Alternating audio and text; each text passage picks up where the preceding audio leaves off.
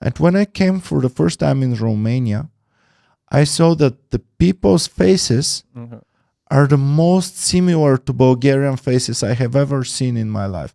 Because we say we are Slavic people, but we don't look that similar to Russians, that similar to Polish guys. Yeah. But we sure look very similar to Romanians. And I was thinking about these similarities between Bulgaria and Romania, and how come we never come in touch with you guys? I don't think it's like accidental. I think our countries have always had like a owner from like another big country, like either the Ottoman Empire or Russia. We always had like an owner that had nothing to gain in us being friends. Yeah. You know, it's like the divide and conquer. So I guess like everything we got taught in school and stuff, just don't make friends with the Bulgarians, because then the Russians are going to feel threatened. I see. I think it might be a situation like that. Like, which obviously you're right if Bulgaria did get independence from Turkey with help from Romania.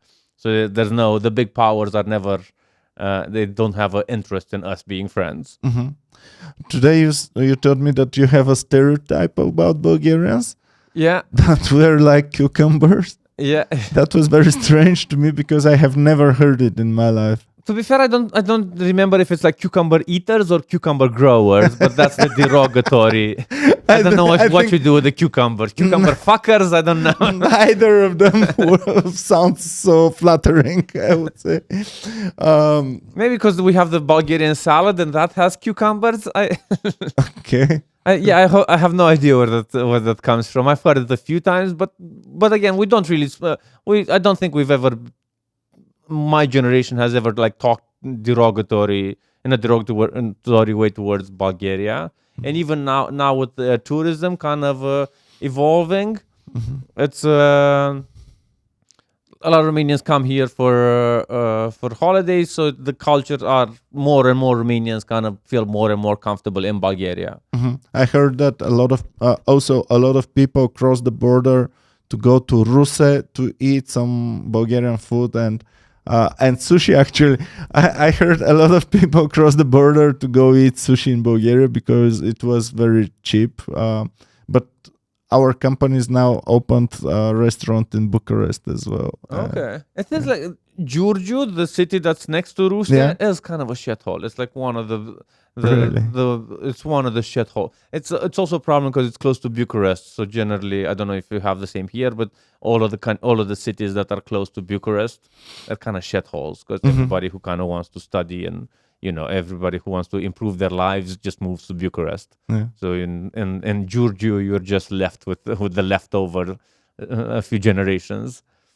But I remember coming to Russia last time when I was here, and I was so blown away by how nice it looked, and by the fact that there were like shrimps on the menu. I remember that particularly, and even like around the Black Sea, for some reason we don't have shrimps, and I think you guys have. Like no, we don't have. I heard your joke, but we don't have. We only import, or maybe we have some, but not a lot of shrimps for but sure. You definitely have some sort of seafood, some sort of a seafood farm.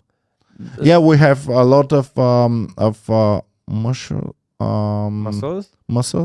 Okay. Yeah, so that's one of the things that we have here, and okay, so maybe it's delicious. You must try, but it comes in summer mostly. Okay. Yeah. Okay. I was really interested to find some of those cultural differences between all of the countries you have traveled to, because you're traveling a lot. Yeah. And every day when you go to a new country and you do your material, you try to find something typical for the culture, typical for the country, so that you can break the ice. Yeah. What are the cultural differences you have found so far that make you really think about it, not only for that one day there, but when you come back home and you think, wow, that's interesting about that? Or like definitely all the Mediterranean countries, they appreciate existing more. Like they really relax and they do the siesta and they nap, and that's been on my mind ever since I found that out. And every time I leave one of those countries, I feel like why am I leaving towards an unhappier life? Like it's sort of they put their day first, and then they put their sort of plans and anxiousness. And I feel like in both in the UK and Romania, people just kind of wake up. Okay, what do I have to do today? I'm not going to enjoy myself today. Today is for work, and I'm going to enjoy myself after I'm dead. I thought that Bulgaria is more like the southern countries, but we don't have the siesta for sure. Okay. We don't have. Maybe we're somewhere in the middle. Yeah. The Bulgarians and Romanians, because I think Scandinavians and German-speaking countries are way more obsessed from work and from their. I think that Scandinavia and Germany, they're like obsessed with law and order, and because everything is sort of so well organized, you don't really have to work that much to have a good life.